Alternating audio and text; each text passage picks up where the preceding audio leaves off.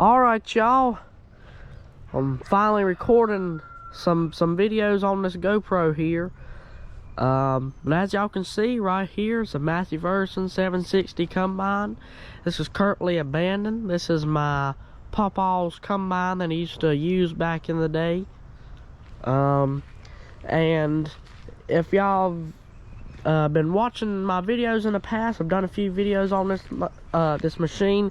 Haven't gone that too much in detail with it, and over the course of a few years that I've been posting about this thing every once in a while, I usually like to do a video on it every year, but just every once in a while I like to get on and do an update about this machine here, because it's abandoned. I do plan on fixing it up one day, but this year I think is a year I might start trying to fix it up, because I've been doing some research online and I've learned a lot about this machine, and I've just learned a lot about it. I've also learned a lot more about mechanics and stuff, so I can provide y'all with some more mechanics details and stuff like that. But first things first, let's go ahead and get hopped up in this thing. As y'all can see here, the battery cables don't got no batteries in it. When I do buy batteries for it, I'm planning on probably putting some Interstate batteries in here, cause Interstate likes to sell their batteries a little bit cheaper than other companies, so I'll probably go with Interstate batteries. Open this thing up. Oh, let me look around. I always gotta look around for hopping these old things that have been sitting a long time. Here's what the interior looks like, the control panel and all. It's definitely gone through, definitely seen better days, what I should say. And then not too long ago I found this in here. It was hanging up here near the air conditioner for some reason. It says final okay, and then it has here, let me adjust this, has some dates and some numbers on it. Not too sure what that was. There's a bunch of crap back here, fire extinguisher, old motor oil and stuff. Steering wheel is not locked up or nothing, it's still pretty free. Everything down here is free and pretty decent for the most part. Just got a lot of crap in here. Alright, let's move on over here. Gotta be real careful not to miss this right here. Now we're hopped up here. Let me show y'all the motor. Which that ain't the motor, that's just a little compartment you can crawl down into. Over here is the actual motor. So let me try and do this with one hand. It's gonna be hard because I got the GoPro.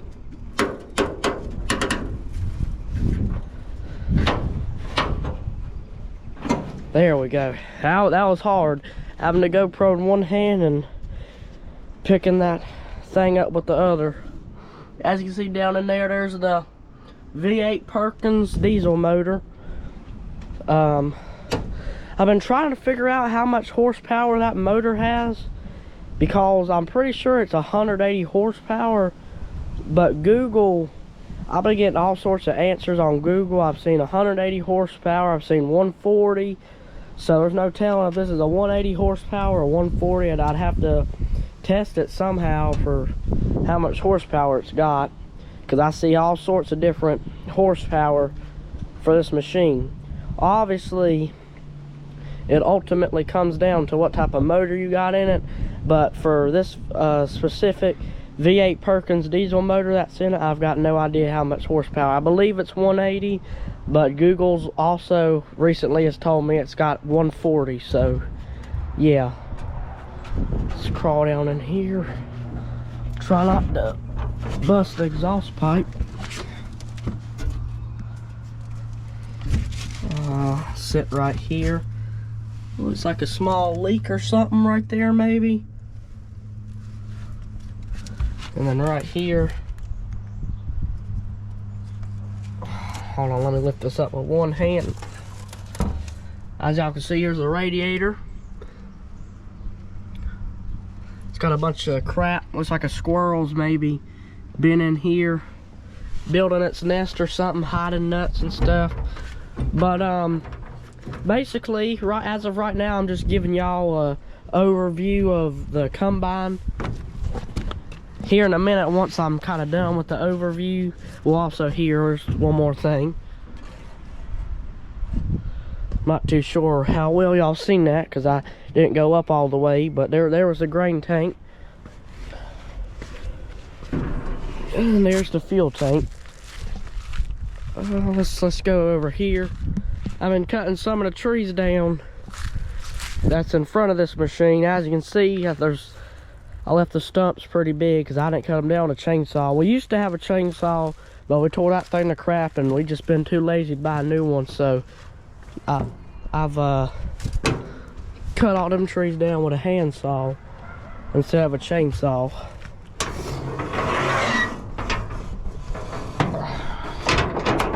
Sorry if y'all went all over the place there. Like I said, it's hard doing this one-handed. Here's a better look at the motor. Y'all can get to see the cylinders, the starter, the belts, and all sorts of stuff. Also, if y'all hear like a dog barking or anything, just try your best to ignore it. Dogs probably done got out or something. So y'all try our best just to ignore that. But first things first, before we get to doing some work here, how about we just do a simple fluid check on her. Let's get right here. Oil, look, what would y'all say? The oil looks pretty good. I say the oil looks pretty decent. It doesn't look real milky or nothing. Looks like it's got some sort of crap on it, but it don't look bad. Not sure how well the camera picked that up, but it's not bad oil. It looks pretty good. I'm not gonna say great, but I mean, it's not bad.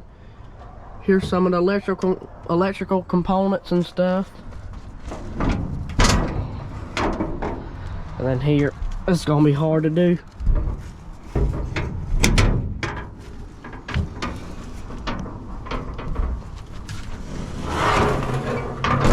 Man, I tell you, it is hard filming one hand and doing crap with the other. Let me try and get down here without busting my butt. All right. Well, now that I've showed y'all around, it's time to get to work. Now, I don't have no batteries or no tools or nothing, so we're not gonna be doing like some work or anything like that. We're just gonna be simply inspecting it. We'll probably clean that out by the radiator. Might clean some stuff over here in the cab. Just get rid of them old motor oil cans because they're all empty. And then there's some sort of thing right there I'd like to clean out. But let me get my gloves on here. Let me set y'all down right here. Try and put these gloves on. I don't want y'all to fall over or nothing. Really trying my best here, y'all. This is my first actual video filming on the GoPro rather than an iPhone, so it's a little bit easier, but it's still pretty tricky, especially doing the one-handed stuff like I'm doing right now. All right. Just adjust the gloves. These are the Hardy gloves. You can buy them at Harbor Freight. That's where I got these at.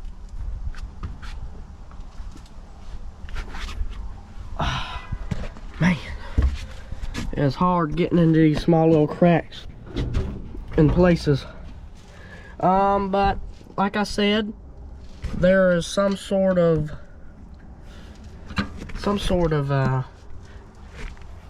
here. Sorry about that, y'all. Like I said, it's first time filming on the GoPro, so we're gonna have to do this with only one glove because the camera, it likes to go off on its own, likes to power down or something. You know, likes to go in sleep mode or something. Falls asleep.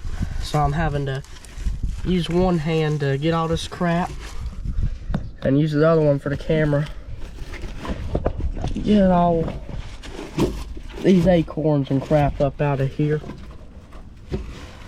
Get it off all these wires. Trying to get a good grab on it without getting some wires in there. Now we're just gonna throw it over the sides. And we'll go for another scoop here. Get some off the wires. It's getting hard to grab it with all these wires in the way.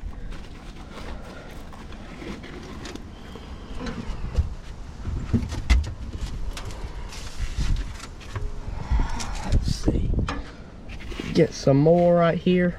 I'm not gonna do like no deep clean of this thing and completely clean it out. I'm just trying to get most of the crap out of it, you know. Make it look good. And earlier I tried to take this cap off, but this thing will not move at all. So well, we're not going to be able to check the radiator fluid levels, unfortunately, because that thing will not come off. Try to get up under these wires here. Like I said, you do gotta forgive me for this bad filming right here. Y'all are kind of missing out on the action. This is my first time filming on a GoPro. It's a little bit harder, especially doing it one-handed like I've been saying. Oh yeah, that's a good grab right there. Throw it over the side. And I'll probably still have to come in here and get some of this. But for the most part, we got most of what we need out. That's out. Now we'll just try and push this out. Wind's starting to pick up, so might be a bit harder to talk now. I mean, it's cleaned up pretty decent. I'm not, like I said, I'm not doing no full-on clean, but it's cleaned pretty good. All right. What's the next thing we should probably do? Like I said, we can't check the radiator fluid level because that cap for the radiator will not come off. Climb down this ladder here and let's get on the other side. Getting this camera a little dirty, but it's part of the process, I guess. And right here is a 5 moldboard plow. Believe it's an Alice Chandler plow. Here's the other half of this here machine. As you can see, here's a look at the back side of this machine and the air filter and hydraulic reservoir. I think I've done some research and I believe that thing right there, let me get a zoom on it. Oh, it's not letting me zoom for some reason. But that thing right there y'all just seen, I'm pretty sure that's the hydraulic reservoir, if I am correct. And that's where you put the hydraulic fluid for all the hydraulic lines and hoses on this thing. Speaking of hydraulics, we might need to eventually put some new hydraulic hoses and lines on this thing, because just dry rot and stuff like that has took a toll on this machine. Here, see what this fuel gauge is reading. Well, it ain't been turned on in a while, so there's no telling. Right here is my little stick I use to check the fuel level, cause unfortunately this the fuel cap doesn't have a dipstick on it. It'd be real nice if I can find one that fits this fuel tank that has a dipstick on it, so I can check the fuel levels instead of having to use a stick.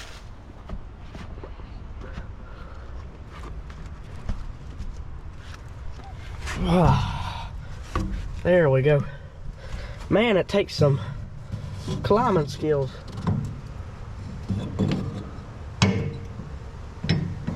And I'm gonna stick that stick down in there.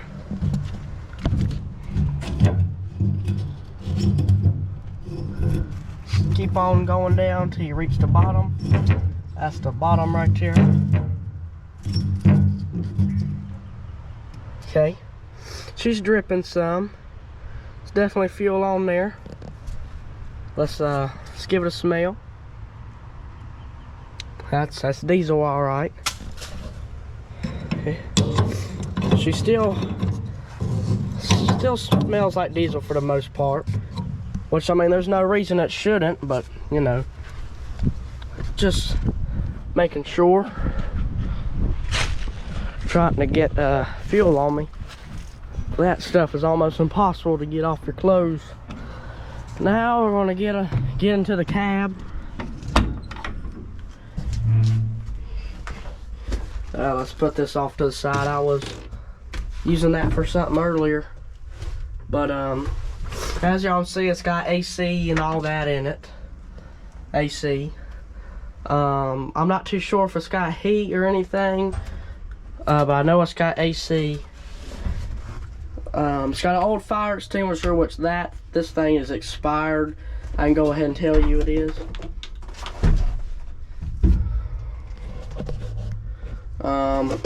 Like I said, we got some old oil cans here. We'll just put those right there. I'll throw them in the trash later. Oh man, this wind is starting to pick up a little bit. Is this empty? Okay, this one, I thought they was all empty, but this one's got some oil in it, so I'm actually gonna leave that one in here.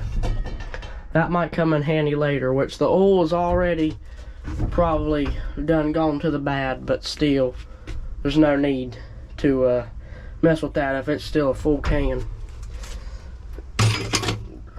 What's this? It's got a little bit in it. Now this is empty. I can tell you it is.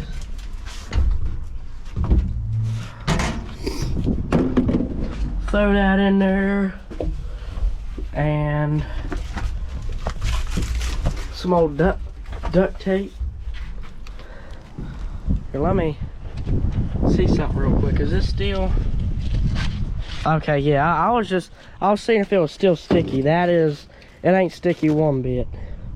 Which, I mean, it's, you know, it's been sitting here a while. I was just wondering, you know.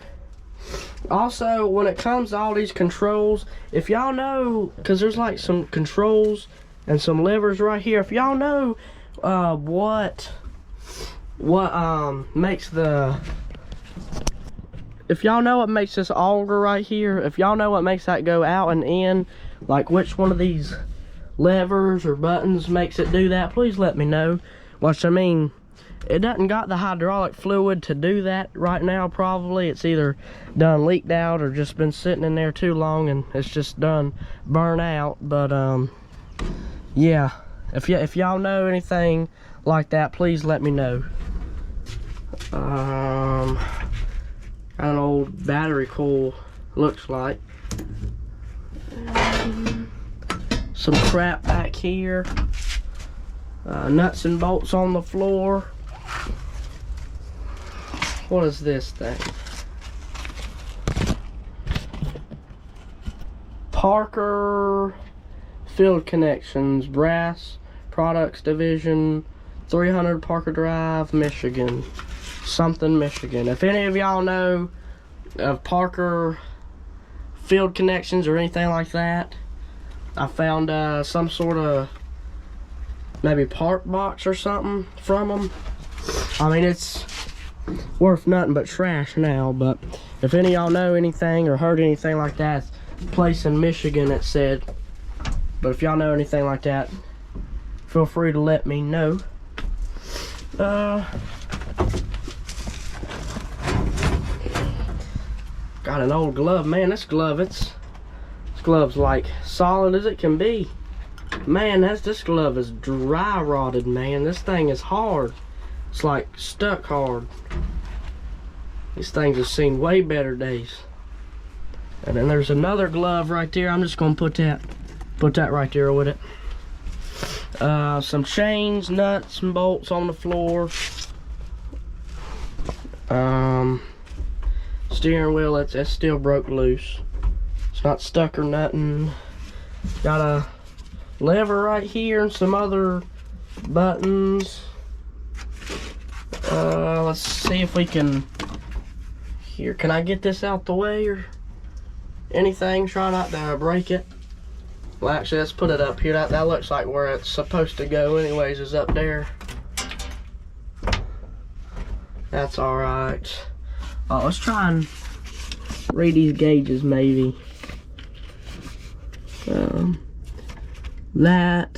Well, it's got some dirt down in there. Have to clean that out. Looks like I can lift this thing up. There's the, I don't think the camera can pick that up, but it says light on it. Yeah, the camera ain't picking that up. There's the electric. And then here it says V8, and then it has some sort of gauge for the V8 motor. Not sure what that's about. And then I can't even tell you what that is. It's got so much rust on it. And then I think right here would be your miles per hour. Maybe, well, it's got this thing down here, so maybe threshing speed or something. Like how fast you're cutting. I don't know. I'm really interested what this V8 gauge is for. If y'all know a lot about combines like these, especially this here Massey Ferguson 760, please let me know. I'm still learning. I've learned most of what I need to know about this thing, just the basics and kind of some history. But if y'all know what that V8 gauge is for, or any of the rest of this stuff, please let me know in the comments. Some gauges. There's some sort of gas thing. Got a switch here for something. Try and clean this off the best I can to read these labels now and figure out what it is. Here it looks like it's for the header, because it has like a header logo right there, so up and down maybe. And then it's got combine forward thing, whatever that would be. Maybe turn it on or something. I don't know. Like I said, I'm still learning. Right here's the key. Still has the key in it, so that's good. I think if I could just put some batteries in this thing, because it takes two heavy-duty 12-volt batteries, so in total 24 volts to power this whole machine. So I think if I can just get some batteries, 2 batteries right here, and hook them up, and because it's got the key in it, so if I can at least just get some batteries and get this thing to turn over, heck, if not, get it out of here, then I think I can drive this home, or not home. I already am home. This is parked on our property. But if I can drive it down my Pawpaw's old farm, which is mostly abandoned, but he still uses some parts of it, get it down to his machine shop and let him inspect it and just go over a few things and fix it up. But if I can at least get this thing turned over and at least just run for at least a few hours so I can drive it over to his place, I think we'll be in a good spot. Also, if y'all see this field over here, and y'all see that corner way back there, this all used to be one big field that we harvested with this combine, but over the years we quit farming, or doing our bigger scale farming. We haven't completely quit. We still do hay and feed livestock some, very little livestock, but still do it. And that is my now cousin. We have bush hogged this field. We haven't bush hogged it and like here lately, but we've bush hogged it in the past 2 years. So this is, we take care of our land a little bit more. No offense to I think Edgar, which he goes by the name Eddie.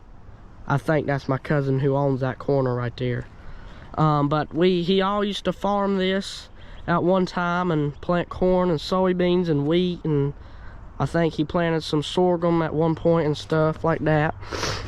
So this all used to be just one big field, and yeah, it all used to be one big field that we farmed. I'm gonna take y'all not way back in the woods, but I'm just gonna show y'all some equipment back here. I know the video's supposed to be about the Massey Ferguson 760, but we also have some more abandoned farm equipment out here in the woods. So I'd like to show y'all that.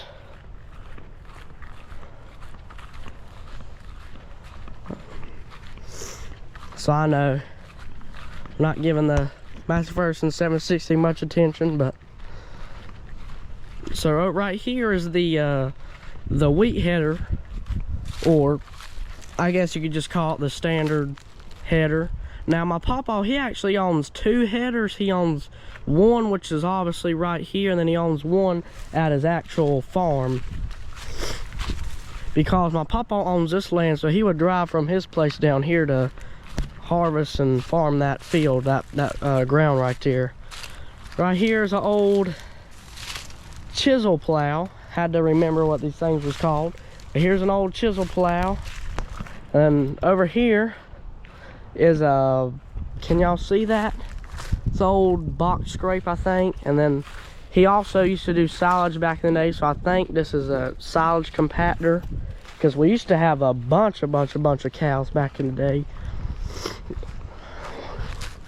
And then right here is an International 800, I believe, 4-row corn planter, corn and soybean planter, or maybe just corn planter, I don't know. But can I zoom in on this thing? Will it let me? I don't think so. Well, I ain't gonna walk over there because I'm positive there's some poison oak over there, and I've already, spring hasn't even officially, like, you know, came yet. I mean, we're in the beginning stages, but it ain't officially came yet, and I've already got tons of poison oak on me, so I'm not looking to get any more poison oak. I mean, I got jeans on, but I mean, it doesn't really matter if just one leaf of that thing gets on you, your whole body got it, you know. So I'm not looking forward to getting any more poison oak. Got some scrap metal stuff over there. And then right here, not too sure what this is, but it looks like the actual header part for that header, which I'm not too sure why he owns 2 headers. They're both the same size. They're both the same size. I don't know if that one was maybe a spare one or a backup, or just used it for parts or something. But yeah, he's got 2, and they're both around the same size. And then up here on the combine, since we brought up the subject of headers, here is the Massey Ferguson 1144 4-row. So this is the 1144, so it's a 4-row. I'm not too sure if Massey made an 1146, but if they did, that obviously would have been the 6-row. And if they made 1148, that would have been the 8-row. So I'm not too sure about these old Massey Ferguson headers, but I know that this is 1144 and it's a 4-row. So if this is 1144 and it's a 4-row, I'd imagine if they have an 1146 corn header, it's probably 6, and then a 48 would be 8. But anyways, I pretty much showed y'all what I wanted to show y'all. Just wanted to give y'all an update on this machine and tell y'all that I'm actively working little by little on this machine to get her pulled out. I believe that this year I'm gonna save up to buy some batteries, which I already got like $400 or $500 in cash I can buy some batteries with in my wallet. But I'm just gonna work some more this summer, save up a little bit, so that way I have some money for maybe some oil or something small like that. But I showed y'all pretty much what I wanted to show y'all, and I'll catch y'all in the next one.